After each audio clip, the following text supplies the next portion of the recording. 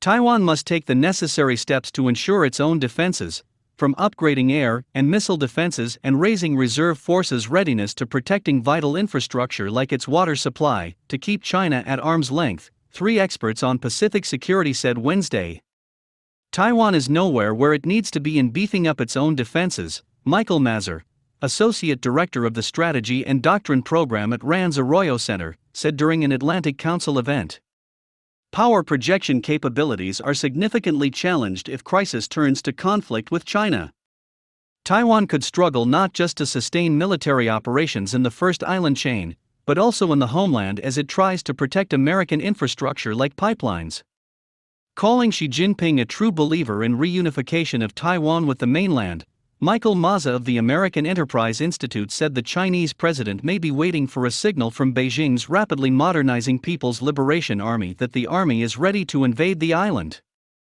Chinese leaders may feel compelled to move, Mazzarr said, as tensions escalate and options become more limited, much as the Japanese felt compelled to attack Pearl Harbor. The gaps are growing wider between Beijing and Taipei over their shared history, future economic development and Taipei's commitment to democracy, Mazza added.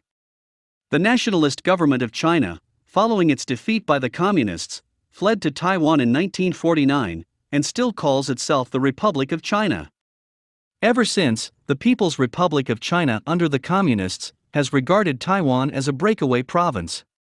After the United States formally recognized the People's Republic diplomatically in the 1970s, Washington adopted a one-China policy. The move allowed the United States to maintain a relationship with Taiwan, including the sale of defensive weapons through a Special Relations Act. Defense Secretary Lloyd Austin, speaking in Singapore Tuesday, said the United States remained committed to the policy and also the Taiwan Relations Act. We will not flinch when our interests are threatened. Yet we do not seek confrontation with China in the Indo-Pacific, he said. Taiwan is not a treaty partner with the United States. As the Atlantic Council event was taking place, guided missile destroyer USS Benfold, DDG-65, transited the Taiwan Strait, marking the 7th U.S. transit of the strait this year, U.S. 7th Fleet announced. Franklin Kramer, Atlantic Council board member and former Pentagon official specializing in international security, said the United States must work with allies, particularly Japan and Australia, to make clear in advance they would support Washington in a conflict with China over Taiwan. Later at the event, he noted the very helpful statement from Japan, likewise Australia, when it came to deterring Chinese aggression against Taiwan. Despite new statements of support for Taiwan, Mazzarr and Mazza remained skeptical over how willing allies and partners would be to come to Taipei's assistance in a shooting war.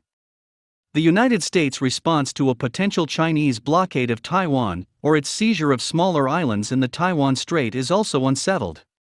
Kramer added, if there is a conflict with China, it is not likely to be contained between Washington and Beijing, meaning Tokyo and Canberra could be drawn into a war between the two great powers.